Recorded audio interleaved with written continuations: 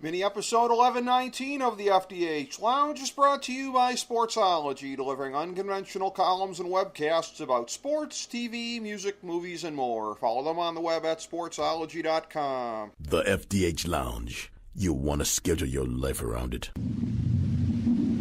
A long time ago, on a gloomy, wet Cleveland spring night, two men stand alone amidst the late-night drizzle. Their voices echo across the vacant station parking lot as they debate the merits of the great American radio show that have been missing for far too long. On that night, an idea was born. That idea became the FDH Lounge.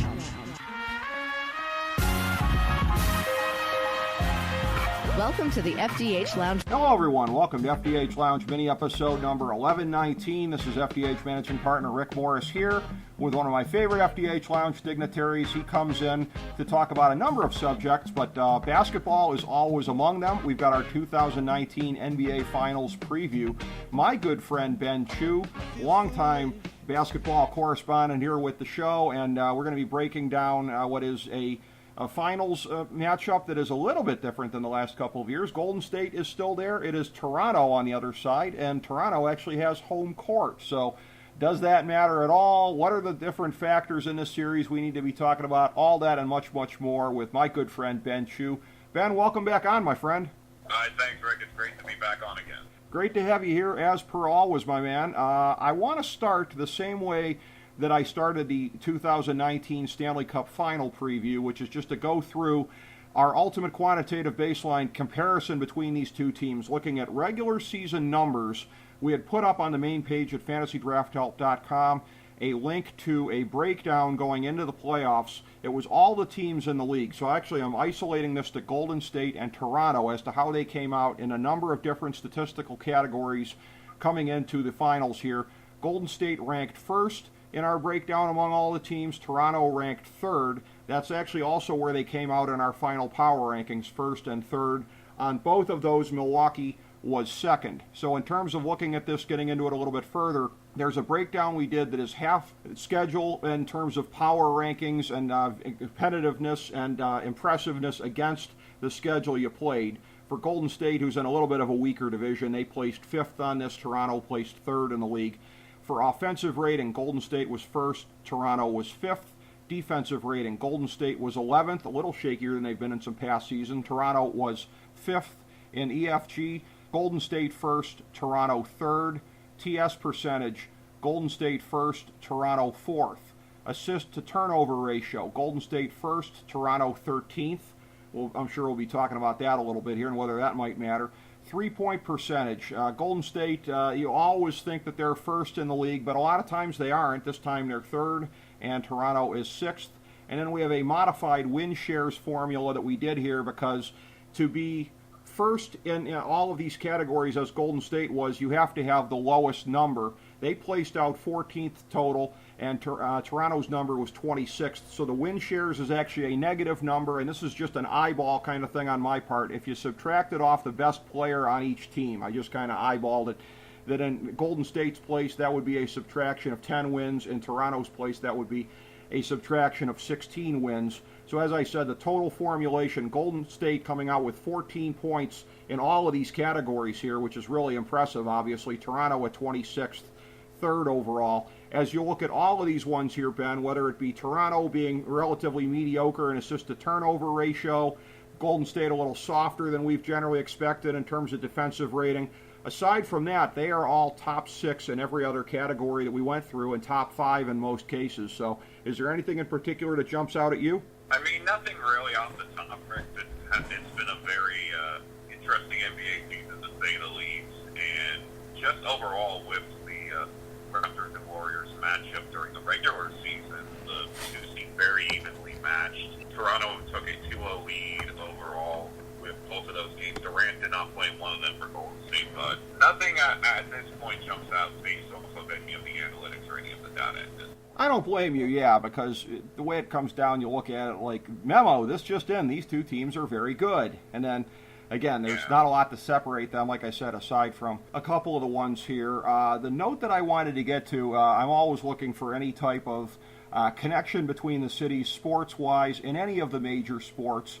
And in this case, it comes in, and I only learned this in the last year or so, that it comes in baseball, and this is something that most people don't know, and that the Toronto Blue Jays are largely in existence because of the San Francisco Giants. Because in 1976, I believe this was January of 76, when sports were much more ad hoc at the time, and you could still talk about moving your team for the season in January, Horace Stoneham tried to sell the San Francisco Giants to Labatt's, with the thought being they would play at Exhibition Stadium in 76, and that Toronto would henceforth be their new home.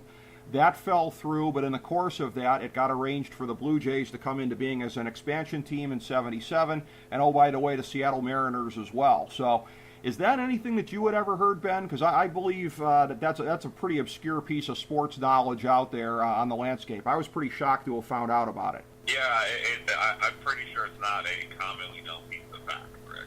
Yeah, and that's an interesting thing. But I'm guessing any gratitude that the people of Toronto have for San Francisco's role in the Blue Jays coming into being will, at a bare minimum, be suspended for the next 2 weeks, and quite possibly longer than that if Golden State ends up winning this series, as pretty much everyone seems to think that they are going to. So in looking at this, and one more oddity, this is the thing I wanted to bring up here too. This can't possibly mean anything, although maybe you'll think of a reason that it does mean something, but we are now on a streak here of first-year coaches in the NBA Finals. You go back to 2015 with Steve Kerr and David Blatt, 2016, Ty Lue, who actually took over at midseason, 2019, of course, Nick Nurse for Toronto. He took over for Dwayne Casey at the end of last season. The only times that we haven't seen first-year coaches in the finals since 2015 have been when the same coach has come back, i.e. Steve Kerr in all the years since in the West, Ty Lue in all the years since in the East up to this year with Nick Nurse. And it seems very, very odd as a Cavs fan, a lifelong Cavs fan, to feel that, and this is true though, up until Saturday night my Cavs were still the defending Eastern Conference champions. I assure you they didn't feel like it for most of this season. But once again, we get a coach here in the finals. It wouldn't have been a case if it was Mike Budenholzer in Milwaukee, although he would have been a first-year coach in Milwaukee. So in a sense, the streak would have been intact. Now, this is something that, on the surface of it, it can't possibly mean anything positive, right? This is just a confluence of factors coming into place, I would think, where in every situation it just turns out to be a first-time head coach there at the helm. Right, and it's a very weird timeline, especially in the Eastern Conference, especially for how consistent the Cavs were for that period of time, and you can even throw in, Philadelphia early in the 2000s and the late 90s, New York. It's a very interesting time, but also I think that's why we put a premium on head coaching in the NBA, and sometimes you just need to be in the best situation. That just does happen. I think so, and it just has worked out for these coaches every time coming in there, getting into a good situation, and then again, credit to them making the most of it. And in Toronto, of course, the big differential from last year, I'd say bigger than the head coaching change still, because again, Dwayne Casey is coming off of a Coach of the Year season, which again, famously in the NBA, that is, of course, a regular season award. And it didn't mean anything once they got eliminated by the Cavs in swift fashion in the playoffs. So Nick Nurse may or may not be that big of a step up, but if he is that big of a step up, it's a credit to him because, again, Dwayne Casey certainly no slouch at all. The much bigger difference was the upgrade of the best player from a year ago. It's Kawhi Leonard instead of DeMar DeRozan in that slot. That deal was made with San Antonio in the offseason. Risks taken by Toronto in terms of his health. He barely played the year before. And in terms of his expiring contract, will he be around after this season? So a very risky deal for Toronto, but they had the stones to make it happen. It has now paid off for them. And again, it's a team. Having said that, though, in a lot of ways, this is a dynamic a lot like what Golden State has stared down the last 4 years, where it is a team that is relatively top-heavy. Kawhi Leonard is disproportionately important to Toronto's success, far more so than any of Golden State's best players individually, although, again, that has to do somewhat with Toronto, or with Golden State being an anomaly team in that regard. But again, the second best player, you're looking at, I guess, probably Siakam, maybe Kyle Lowry at this point. So it's certainly a steep fall off from Kawhi. So the whole thing of Golden State being so disproportionately focused on one player as they were at least the last 2 years. In 2016, obviously the Cavs were much more balanced. The last 2 years, not so much. And on the surface, it sort of looks like a little bit of the same dynamic in facing Toronto with Kawhi.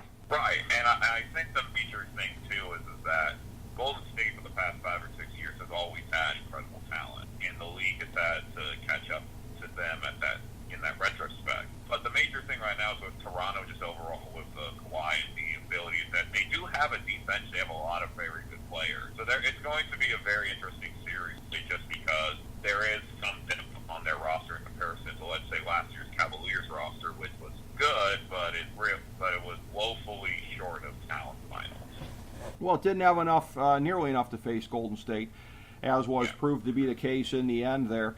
And again, you look at the regular season that Milwaukee had and the dominance that they showed in blowing through the Eastern Conference, the great strides taken by the Greek Freak this year. And so I almost think before we get into anything with Golden State and Toronto, we first have to get into the question of whether this is a better matchup for Golden State than they would have gotten in Milwaukee. Because again, head-to-head, and you see what happened, Toronto figured out a way to shut down Milwaukee the last 4 games. So you could look at that and say, okay, if Toronto figured it out, Golden State probably would have figured it out and would have even had better personnel to deploy in that way. But again, it doesn't always settle the question between two teams, which of them would match up better with Golden State. So is this a matchup, do you think, Ben, that is better or worse for Golden State than it would have been had Milwaukee gotten through and carried that steam of momentum all the way to the finals? I mean, at that point, I think if you're going, I think you would argue that Milwaukee would be better, but as you could probably get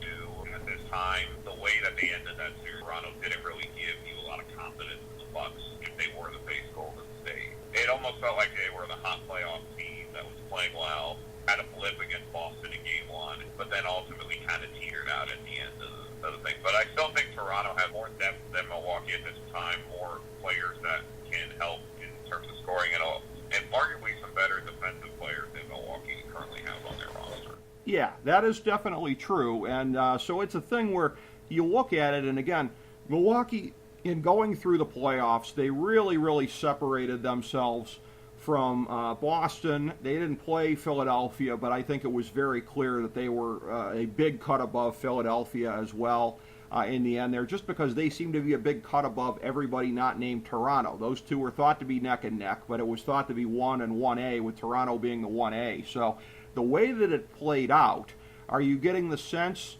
that Milwaukee had chinks in the armor that other teams just weren't capable of exposing, but that Toronto was able to expose in the last 4 games of the East Finals?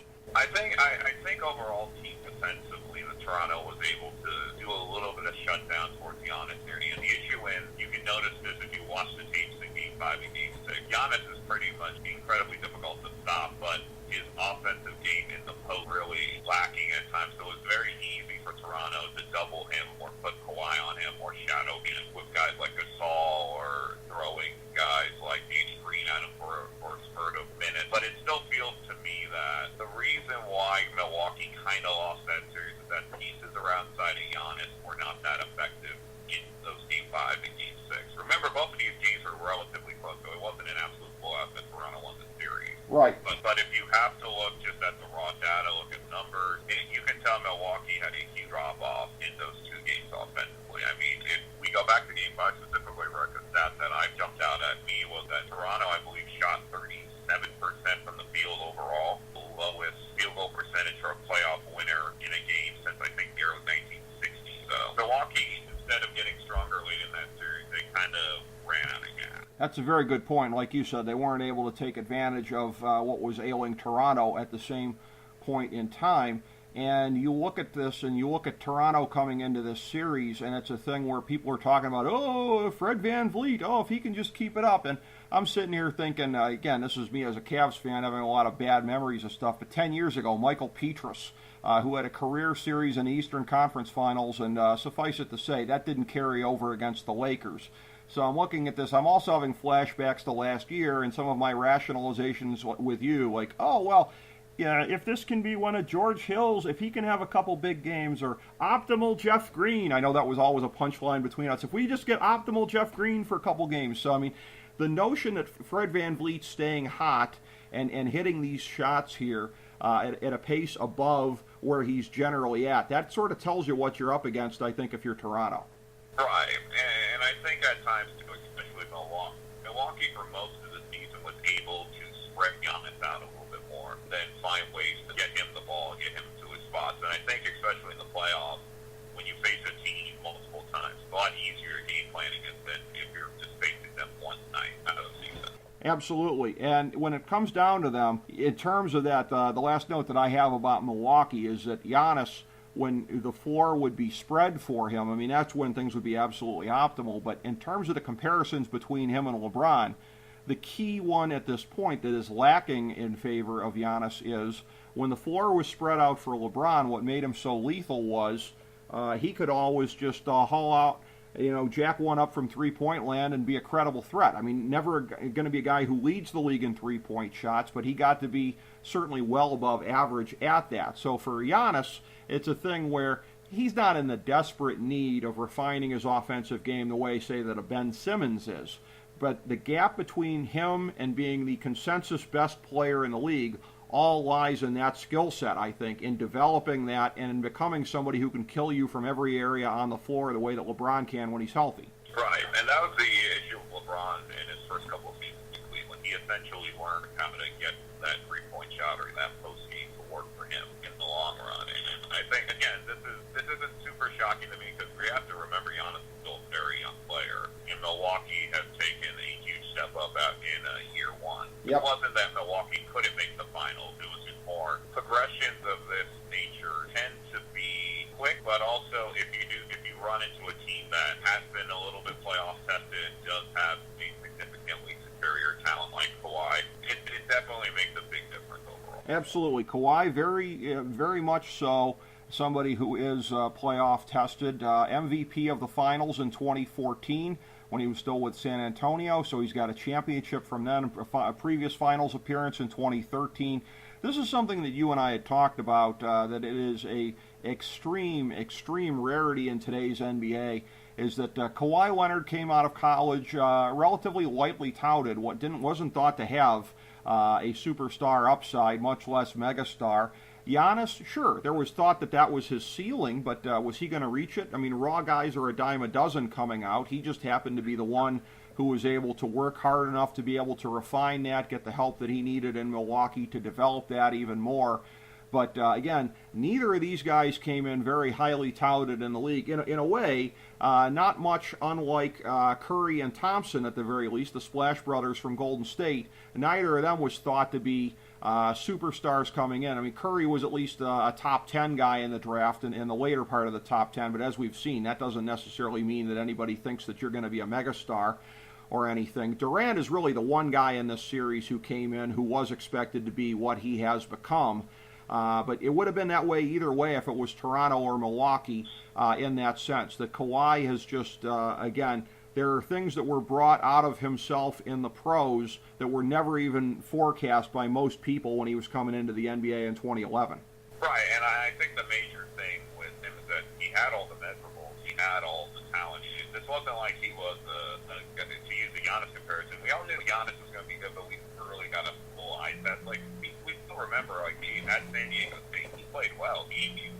They had a really significant NCAA tournament run, so it wasn't completely not thought out, but at the time it was believed that he was an inconsistent shooter. At best, you're probably looking at a guy, probably to be a rotational player, could be your team's best defender, but with getting that assistance in San Antonio with Chip Engelland, their shooting instructor, was clearly massively important in the creation of his career and then the creation of beating a guy who could do it pretty much everything overall. Well, exactly. And if you go back to 2017, a little bit of unfinished business for him versus, yes, the Warriors, when people tend to forget. Game one of the Western Conference Finals, they got off to a big lead, the Spurs did, over the Hamptons 5 version of the Warriors, the first one of them to come through the playoffs. Who knows what would have happened? Zaza Pachulia accidentally on purpose takes out his leg, which, again, becomes the beginning of the end for him in San Antonio because separate leg issues, but the next year he was never quite right, and then forcing the trade out of there subsequently. But that's an interesting subplot of this series, is that It's only really this season, and then especially in the playoffs, because again, he missed some time in the regular season. The playoffs have been an emphatic stamp of return for where he was 2 years ago, when it really became, again, that injury to his leg that took him out of the rest of the Western Finals was the beginning of the end for him in San Antonio. After 2 years, he is back and he is in the finals. Right, and it's been impressive to see him play this well. He hasn't played this well in a long time, Rick, and I still think overall that he can still make waves in this league, because I think a lot of people, after seeing what had happened to him in the last couple of seasons, they kind of not ran him off entirely, but we all did kind of wonder how good was he going to be moving forward. And so far, it looks like he can be the best player in the game again very, very quickly. Absolutely, yeah. He has reestablished himself all the way around.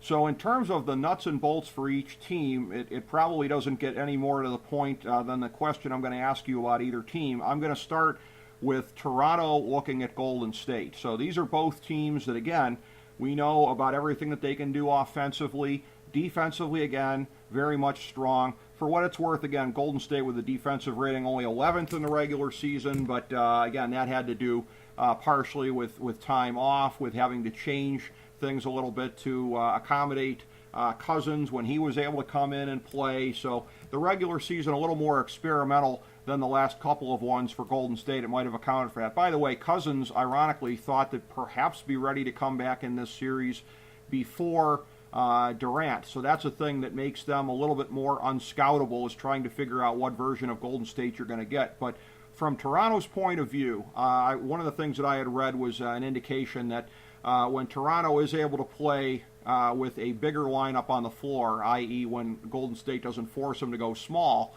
that to make the most of the minutes you have with Gasol out there, the most of the minutes that you've got with Ibaka, and when you're playing bigger, because you have to gain an edge in those minutes to be able to withstand what happens when Golden State goes smaller.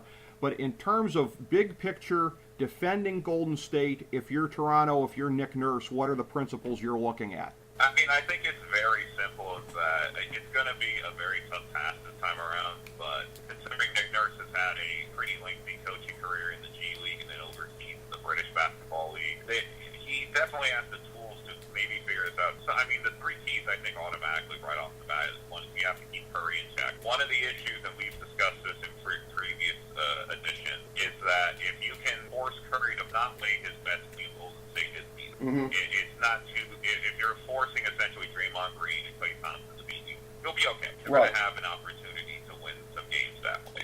Two, the question is defensively, is that if you are going to take Curry away, who are you going to let beat you essentially on any given night? Because I think Toronto overall has great team defense, but there has been some times during the regular season and the playoffs where their interior defense has been sorely lacking. So they can maybe keep some of those easy baskets that Green, guys like Bogut, guys like Kevon Looney could get. You can definitely knock Golden State a little bit. And I think ultimately the biggest question for them is that if Kawhi is not guarding Curry, who is guarding Curry? Is it going to be Kyle Lowry? Is it going to be Green? Is it going to be someone off their bench? And I think at that point that you're either going to be Golden State one of two ways, or you either take Curry out of his game, or you essentially just say, we're going to let Curry try to beat us by himself. And if we've proven anything so far, if you try the second one, Curry usually will beat you by himself. And that's the thing here, too, in terms of looking at it. We're assuming that if Durant makes it back, that it would be later in the series here, because the way this keeps getting dribbled out of, he's not ready quite yet, not quite yet, not quite yet. It's been a couple weeks since it happened. So you have to assume if he comes back in the series, it's late, if at all. And that would only be, by the way, I'm guessing if it's 2-2, or at that point, you know, like where Golden State's in a real dogfight at the end and it's worth risking what might happen. So figure for right now, we're looking at a team where, again, like you said, Curry 1, Thompson 1A. Assume that we're looking at that as far as, and again, also possibly Cousins, but for Golden State, they're going to have as much work to do incorporating Cousins into this as Toronto's going to have figuring out how to stop that combination. So it's a thing where if you're Toronto, this is one of these very, very fascinating conundrums in terms of how you attack this. you're already going to have on the other side of the ball, you figure they're going to put Draymond Green on Kawhi and possibly even somebody else. So Golden State's got a much easier task figuring out what they're going to do. So if you're Kawhi and you're going to be getting bodied up like that on the other end, you're almost sort of doubling down on we need to beat Golden State in a low-scoring game if you put him on Curry, because he's going to have the running around and keeping up to do with him on there. If he's got to guard Curry, he can help suppress Golden State's offense, yes, but that's probably going to further compromise him on the other end of the floor. So that's where it gets to be very tough. I've spoken of this the last couple of years. My sympathy with, at the time, with the Cavs coaches who had to make these choices on what are you going to do, pick your poison. That's one of these things where, I mean, if you're Nick Nurse, you really got to think about that. Like, if you put him on Curry, you have a much better chance of suppressing Golden State's output. But you also may be fatally suppressing your own output if Kawhi's not able to give you as much at the other end of the floor. Right, and it's the true definition of pick your poison at that point, because Golden State has proven so far in at least the Portland series and in the Houston series that they can just turn it on and become the unstoppable offensive force that they can become. But again, outside of the 2016 team that lost to Cleveland, this might be their toughest task that they've had to face. Yeah, I think so. I think it's definitely tougher than what they've had coming their way the last 2 years, because Toronto does have more backing. I mean, they're a top-heavy team with Kawhi, but not to the extent that the last two Cavs teams were coming into the finals, especially the way that they came in last year without Kyrie Irving. So yes, in particular, Golden State's facing a tougher task in that sense. So the one thing I'd already kind of alluded to here, flipping to the other side of the ball, is that there's a good chance that Draymond Green and or somebody else is going to be on Kawhi. My guess is it would be Draymond primarily, and then probably getting a lot of switches over on as well. But if you're Steve Kerr, is that necessarily something you go with? And whether it is or it's not, what would be some of the other things you'd be thinking about in terms of trying to shut down Toronto? I mean, I think it's very, for Steve Kerr, I think it's very simple. The team-wide one at this point pretty much is being very good Kawhi. If you don't get Kawhi, if you force Kawhi the shots he doesn't take or force him into double team, Toronto is a very good deep team and you have good shooters, but let's be honest, we discussed this last season when Cleveland beat Toronto in the second round. The issue that their consistency has been wildly sporadic during the playoffs. Mm-hmm. They've had great games from Lowry and some solid games from Green, but they've also been very fluxy at times. Siakam has had his culty where, if you remember too, during, I believe it was their series against Philadelphia, essentially both Charles Barkley and Shaquille O'Neal called him out for not attacking the basket or being concerned about his offense, not being confident. So essentially, I think if you can rattle Kawhi a little bit, and again, we still don't know the health of what Kawhi Leonard at this point. He looked like in Game 7 around to be 75 to 80%, but we don't know how much that injury he is dealing with is going to hurting him in the series. So the narrative rules, they still feel better, but we still don't know if Kawhi Toronto will get in Game 4. Yeah, that is very critical as well. No question about that. And in terms of... Oh, and we should also mention, too, yeah, that Andre Iguodala will probably be a guy that will deal with some of Kawhi at some point during the finals. I think, to my knowledge, he's been cleared for Game 1. Yes. And that's, again, a lot of aches and pains on both sides at this point in time here. Again, it's been enough to keep out Cousins, and it's been enough to keep out Durant. But again, Cousins is expected to be back before Durant would be, at least potentially at this point here. So a lot of other guys you figure banged up, but still in there going. And for the expectation, I think that everybody has that if Durant's able to make it back, Golden State will definitely win this thing. Golden State looks like the likely favorite, even without him at this point, just based on how Golden State has played and their successful reversion to the principles that they showed in 2015 and 2016, which again, overshadowed by, let nobody forget the fact that the Warriors blew a 3-1 lead. I am mandated to get that in there. But before that, yes, they did win 73 games without Durant. So in terms of what they can do, the thought that a very, very good Toronto team is still a very sharp underdog even to a Durantless Warriors team stems from that and what Golden State has showed since. But that's something where, in looking at this, the thought that a lot of people have that this potentially might even be yet another short series like we've seen the last 2 years. My sense for that is that if Toronto really stumbles in either of the first 2 games, that could be the case, because you alluded to that, both against Philadelphia and against Milwaukee, especially against Milwaukee going down 0-2 the way that they did. There was a sense that Toronto just really couldn't get it figured out. Listen, if they play a game that ugly, I don't think there's any coming back in this series. They've got to win the close games. They've got to make sure that they don't suffer a really demoralizing loss like that, because it's one thing to make adjustments against Milwaukee and Philadelphia. It's another thing to do it against Golden State. So is your sense that they are going to be in mortal danger if they lay a big egg in either of the first 2 games at home? I don't think mortal danger is the right word. Okay. I just think the question is not with the players. I think the fan base has, even though they've finally broken through, a big loss or a loss early at home will probably rattle them a little bit. Even if you have Kawhi on that team, and even if you're having more battle-tested Kyle Lowry and James Green to help hold that team up a bit, I think the sense of it, the fact that I think for Toronto is that not necessarily that the team is going to win the series. They're almost expected to win the series because they got the one guy that Golden State has had issues with every time they've met so far in the playoffs. And I think the question for them is that if the excitement, as we've discussed this too, Rick, the difference from being a team that has just made the finals for the first time and a team that's made the finals for a third or second or fourth time, Right. is a completely different narrative. It's a different shade of the coin, and I can see a scenario where if Toronto just gets waxed in game 1, they might not recover. That's my sense as well. And by the way, like you said, in terms of finals history, you go back and in terms of playoffs as well, you've got Leonard, who back in 2013, let us not forget Spurs and Warriors then, that the Spurs had been a roadblock for the Warriors. And then again, prior to Steve Kerr getting there, and again, as much as I, as a Cavs fan, hate to give credit to anybody Warriors, again, helping to revolutionize the modern game. Now again, he had the perfect pieces to make it fit, but he recognized he had the perfect pieces to make it fit and doubled down on that system. But prior to that, San Antonio had been a big roadblock. They'd been the dominant power in the West, the 2-time conference champions before this. And again, like we said, Kawhi Leonard was not nearly the Kawhi Leonard that he is now at that point in time. But as you said, the history between them actually goes back that far. I'm not holding my breath that the TV guys are going to be talking about this too much during the finals, but you could go all the way back to 2013 at the very least if you're looking about the history of him and the Warriors.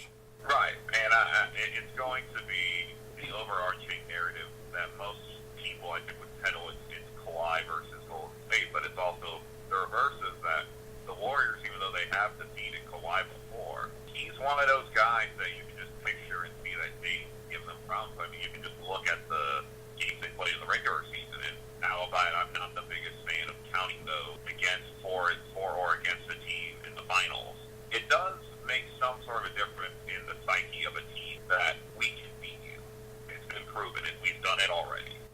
Very much so, and you mentioned about Toronto finally breaking through. I'm wondering if there was a small asterisk on the Eastern Conference trophy in that regard there. I hope the good people of Toronto had the good grace to send a fruit basket to LeBron for going to the Western Conference and clearing the way for them, Ben Chew.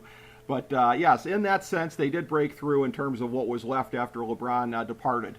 Well, what's my favorite analogy I use? It's like, it doesn't matter if you take the pretty girl to prom at the end of the day. If you're still going home with her, it really doesn't matter how you kept her at that point. That's right. And Canada being a big hockey country, the tough guys who play hockey understand the phrase, they don't ask how, they ask how many. So I guess it sort of applies here in terms of making it to the finals. But in terms of the outcome of this thing, I have gotten it right.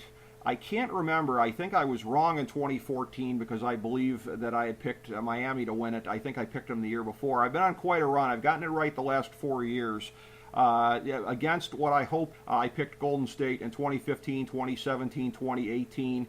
I picked it right in 2016, as I believe you did as well. So we're both on a roll. We've at minimum gotten the last 4 years right.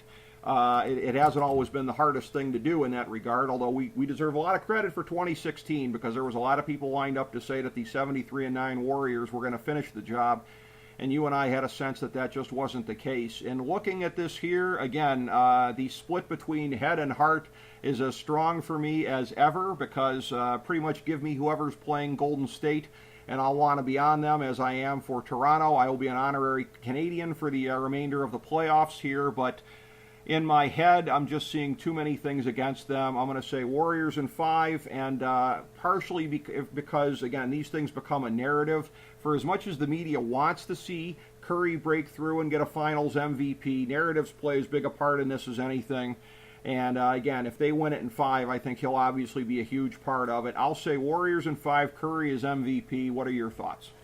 I mean, I will say this, Rick. We've been doing one of these predictions for like 6 years now, and I think almost every other year, this one, the prediction was the easiest one. Like, doing all the read-up and the discussion is more doing than this one, but this one I think is very hard. Okay. I've read through a bunch of blogs, I've read through a bunch of predictions, and I have to use this analogy to date this back. I think let's go back to 2002, and I remember the Super Bowl that year. It was Tampa Bay versus Oakland. Yeah. And for most of the people, it was heavy, 90 to 95%. It was heavy. And as we all know, that series, Tampa Bay ended up winning relatively easily. Yeah. Now, I think overall, the one question I think we all have to put essentially this series is home court. And I think Toronto having it is definitely going to benefit them in the long run. Because I think you would agree with me, it'd be an easy pick to Golden State home for easily probably 5 in my head. Right. But I'm always the contrary, Rick. You know this. And I think this is the year that we've seen some cracks in the armor for Golden State. We've also saw them possibly playing a series against Portland where they kind of just pedaled through without very much resistance. I'm going to go with Toronto this year. I'm going to go with Toronto in 6 because I cannot see a scenario if they don't win it that it wouldn't be in Toronto.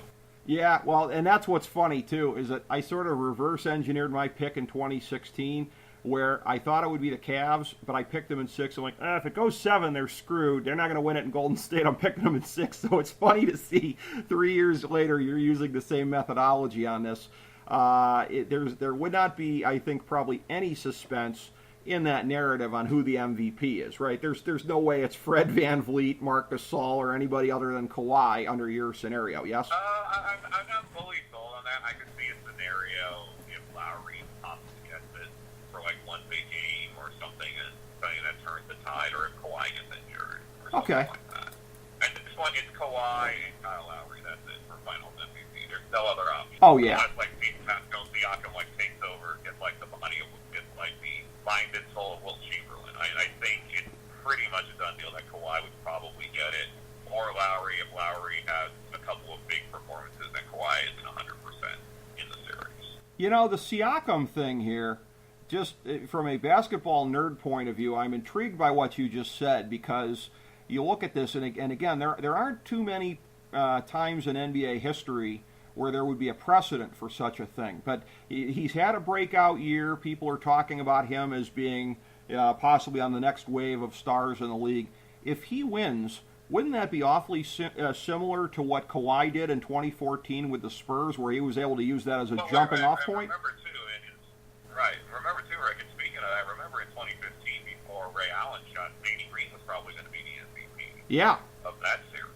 That's true. So it's not unheard of. I just think in this scenario it's unlikely. But then it does, because one question that a lot of people have been talking about, that people have been discussing on the blogosphere and the Twitter sphere, is who's going to match up with Draymond Green overall. And I think Siakam can probably handle him one-on-one. I'm not sure in terms of defensively how good Siakam's going to be if Green is all over the floor. Mm-hmm. But he definitely has the height and the body to make it a thing. And I always make, especially with this series, it's going to be very obvious if Toronto is going to win. You'll see it right off the bat that they're going to be able to win the series. I don't see a scenario where they're going to choke away like a 3-1 lead.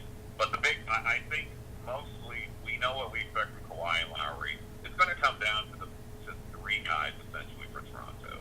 It's going to be Gasol, Siakam, and then a pick of who you think could impact the series, from Fred VanVleet to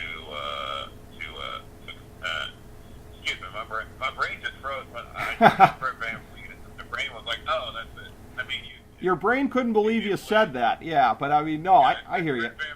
Well, I think the whole room went dark. But I mean, guys like Fred VanVleet, it was shocking to you could see some run from some of the lesser-known bench guys on the team. Remember, Patrick McCaw was a Golden State Warrior who had some briefly on Toronto's roster and could see some action. Yep. And then let's not forget they still have some other guys like G League, the G League MVP Chris Boucher, Jeremy Lin's on the roster. So there could be a scenario where we could see an unsung guy make an impact in the finals. And I think just judging from just the narrative how this Toronto team has come to be, it seems like if they are to win it, this is the year for them to win it. Because they have a very unstoppable team and they're facing a Golden State team. Albion played exceptionally well against Portland, but a little banged up and had to play, you would arguably, a lesser talented opponent at that point. Well, and a name you mentioned before, too. It's going to be an interesting series. Oh, yeah, and Danny Green, a guy that you mentioned before, Green, a good shooter, a big-time player, and so he has the big game and finals experience, having come over with Kawhi in the trade last year. So, yeah, it's very possible. And it's very important that he was included in that deal because I think that was much needed for Kawhi to have a guy that you could rely on to score from the three-point line. And during the season, even though Green tapered off a bit in the Eastern Conference Finals, he was very reliable in making shots. And that was one of the issues that Toronto had forever was just, DeRozan's a great player, great, an all-star caliber candidate, possibly he continues well in San Antonio, possibly a Hall of Famer at some point. Right. The question going to be is that his game isn't well suited for how Toronto needs to run their offense. True. With the pieces they had, and he just wasn't the right fit. And it's where you can tell with Kawhi, they look completely different. Well, last question I got for you, since you think it's a decent possibility that Toronto could actually win this series, gun to your head, who's the one guy who you think a monster performance from him can really make the difference in it? I would guess that if Toronto wins this series, it's the scenario we've talked about where Siakam just goes beast mode, kind of ascends to the next level, and becomes somebody that Golden State has to deal with such that they can relax on Kawhi a little bit. What would your sense be? I would think that's the case, and this is an analysis that I've noted too. That I think the most important player for Toronto in this series is probably not going to be Kawhi, and it's not going to be Kyle Lowry. It's going to be Marc Gasol. Because it's been, during the regular season, it's been kind of proven that Golden State has issues with interior scorers due to their lack of depth. And on top of the fact that Gasol, the one thing that Gasol brought during his time with the Green Grizzlies to this team was his ability to make exceptional passes. And I think what's going to get lost in a lot of the Game 6 victory, Kawhi's growth, that Gasol made a lot of big plays at the end of that game. Right. And he hit a three that gave them a 4-point advantage with about 2 minutes to play. Uh-huh. If Gasol plays well, or plays up to his level and is on the floor enough, because that's the big caveat, I think. If he's not on the floor, you can't really do anything about that. Right. But if he plays well and forces Golden State to play him on the perimeter, that opens up the game for everybody else. So I think Gasol might be the most important player on the floor for Toronto. Interesting, yeah, and it's the very things you're talking about as far as making Golden State account for something. That's why I wanted to see them have to deal with Denver in the playoffs. Again, I'm not saying Denver would have beaten them, but at least it would have been something we haven't seen before as far as them having to account for that kind of presence at the 5. Gasol is certainly a poor man's version of that, doesn't have he's not a bad passer, but no center in the league is nearly the passer that the Joker is.